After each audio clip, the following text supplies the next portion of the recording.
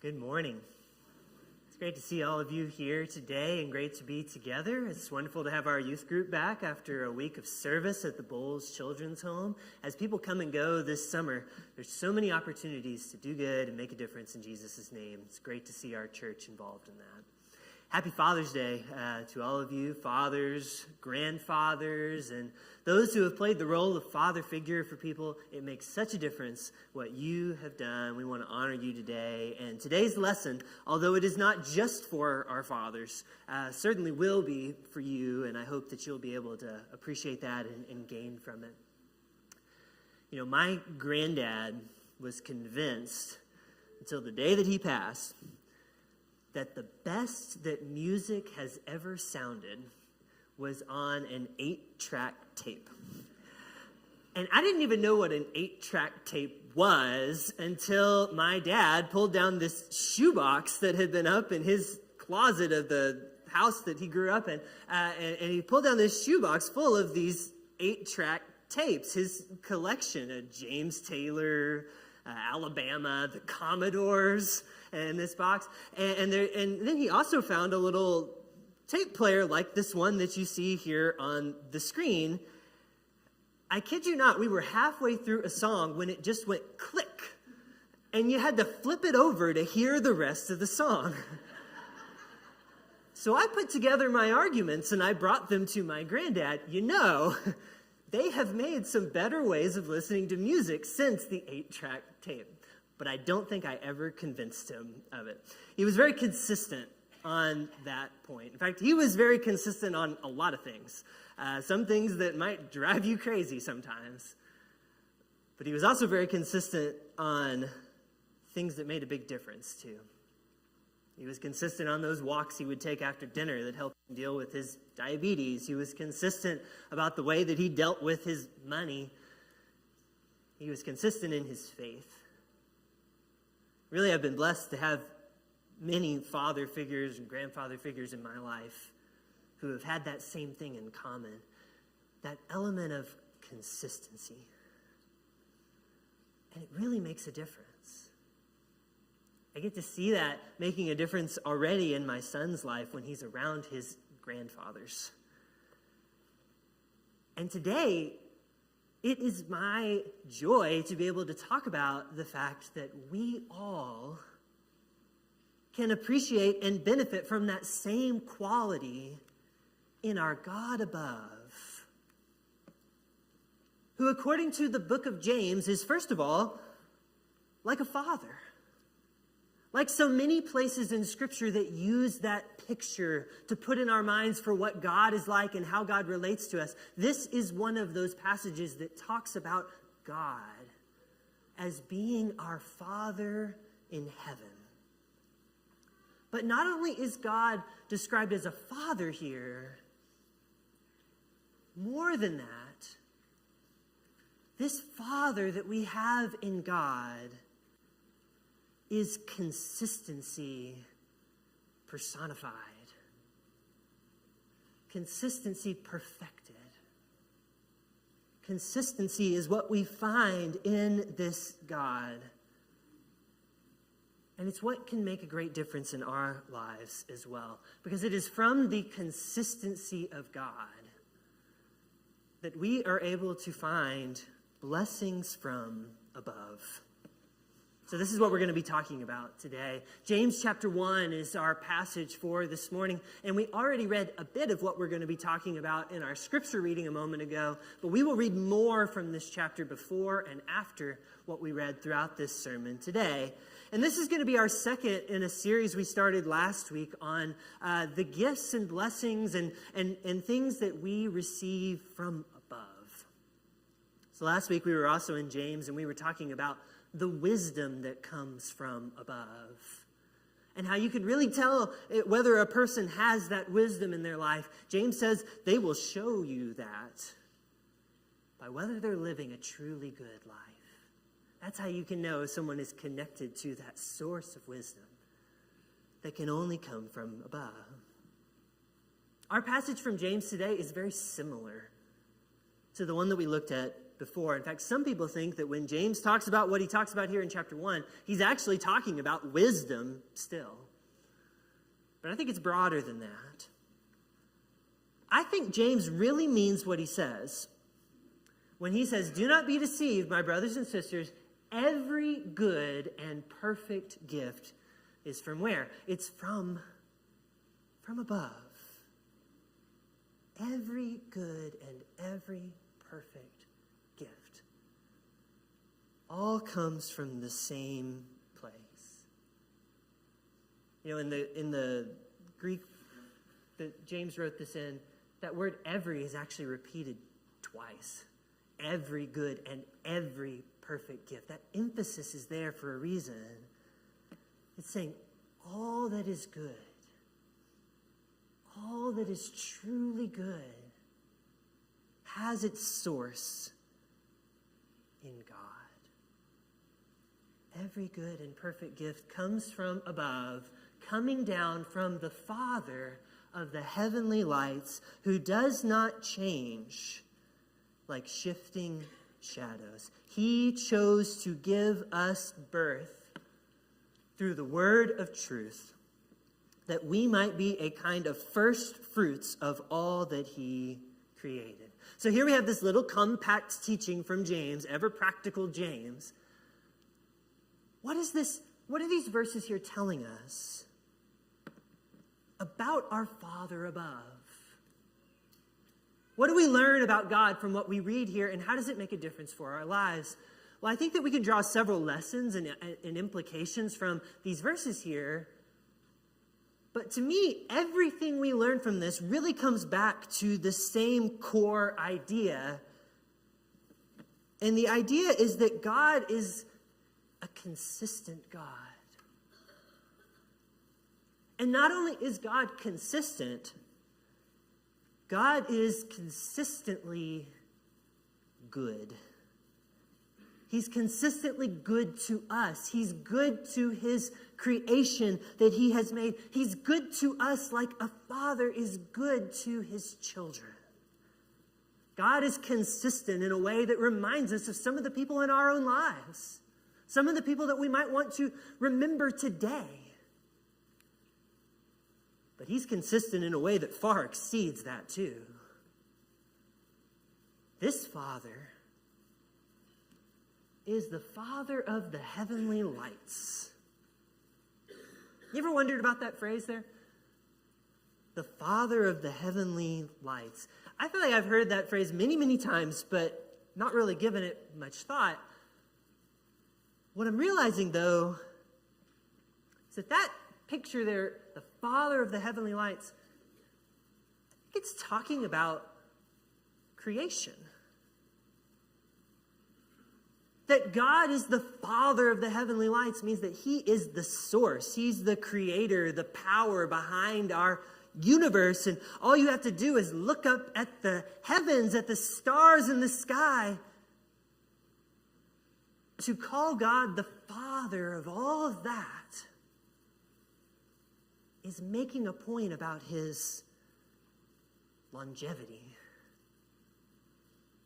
his eternity.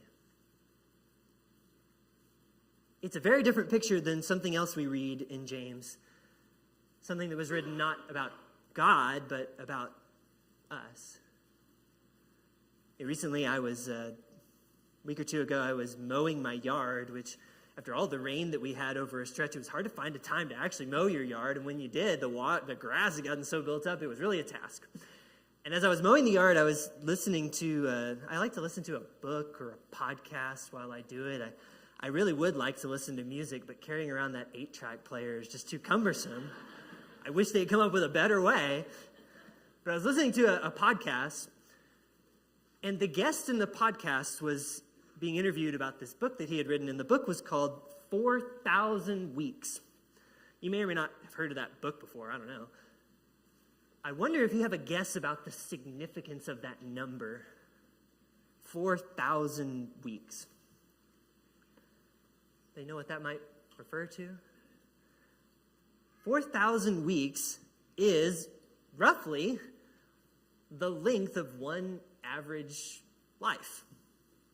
Based on the life expectancy around the globe at the time that this book was written, a person's life on earth is on average about 4,000 weeks.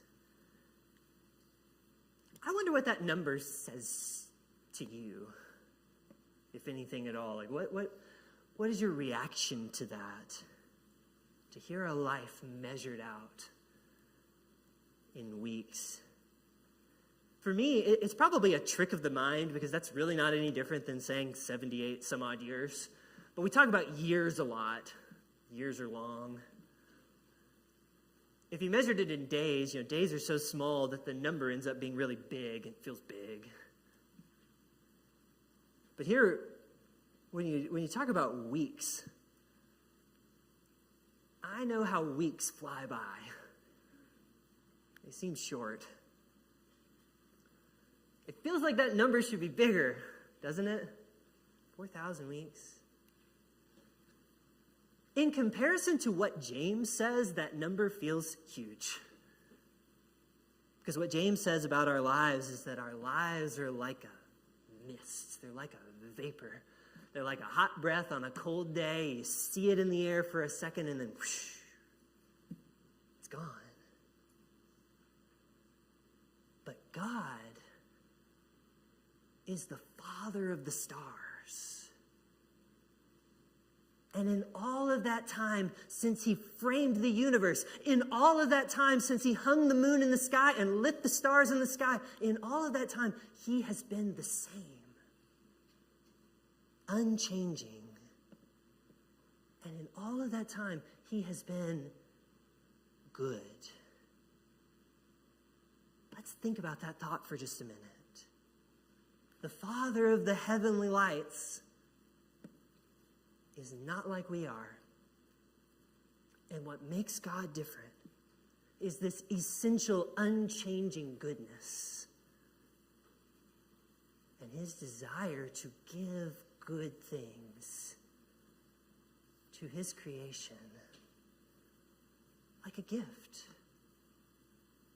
Every good and every perfect gift comes from above, coming down from the Father of the heavenly lights, who does not change like shifting shadows.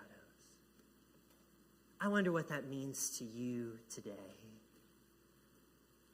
What does that mean to you if you are a father or a grandfather listening to this here today? What does it mean to all of us?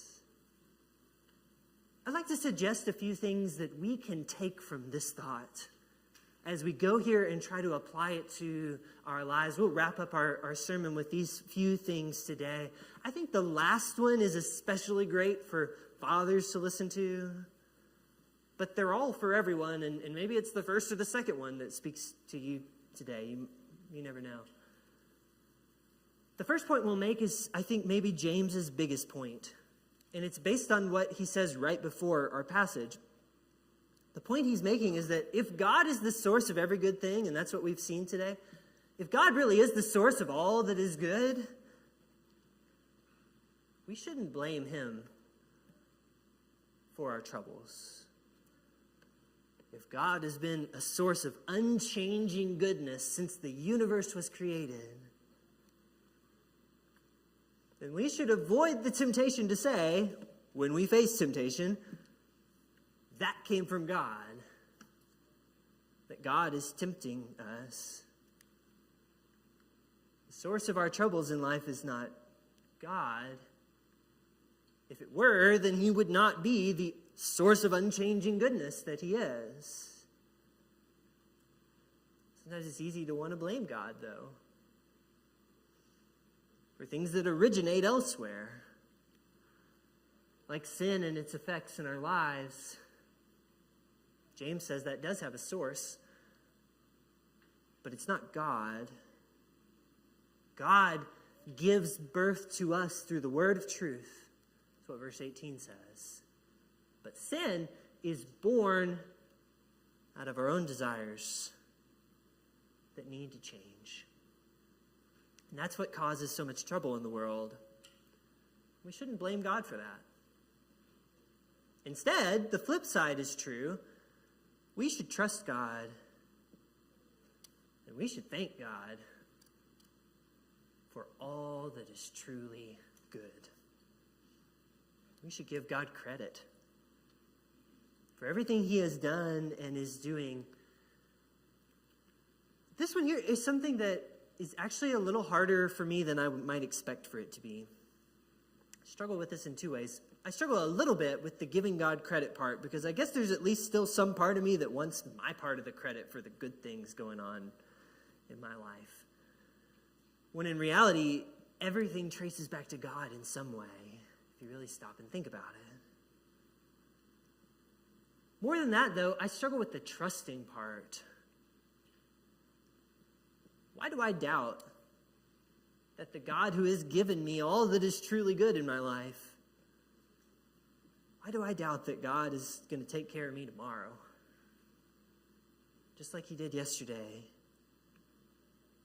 and is doing today.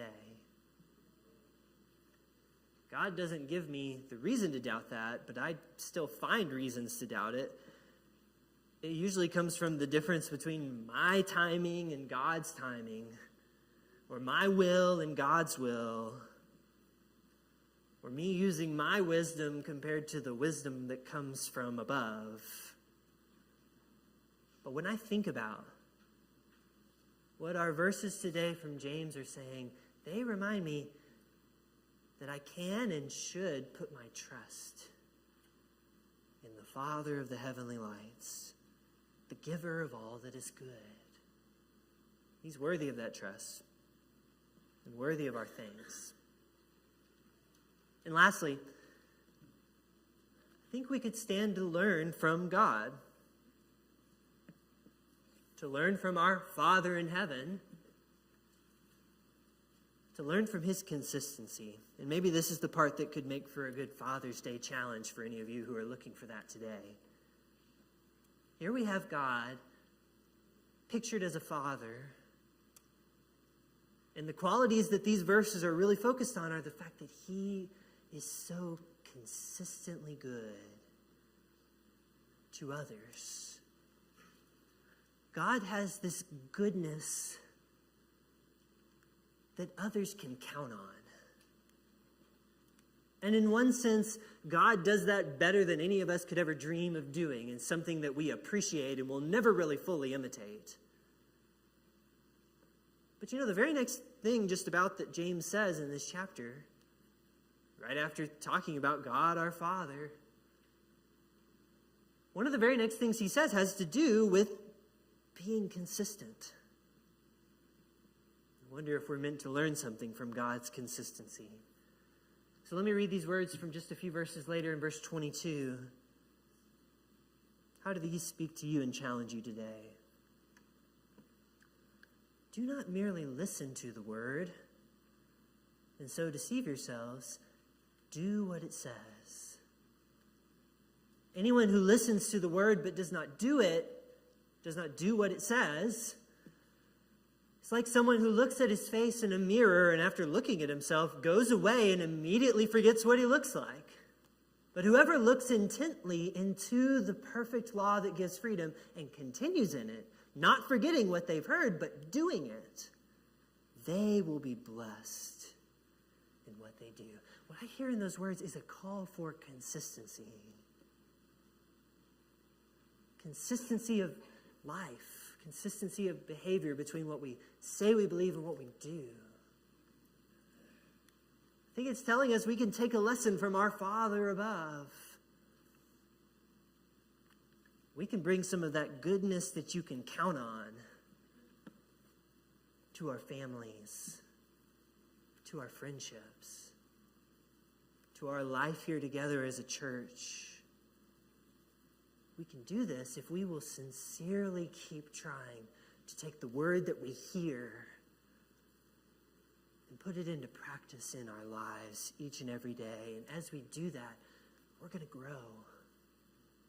We're going to grow to be more like our Father above.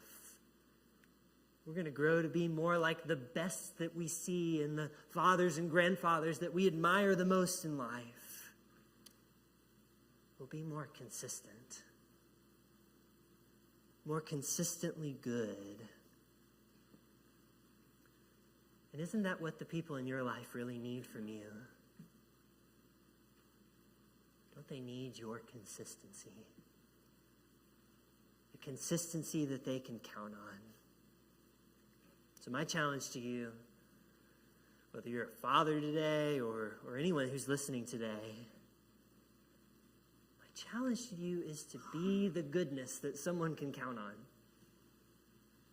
in your life today. When you do that, you are a part of making God's good and perfect gifts more clearly seen.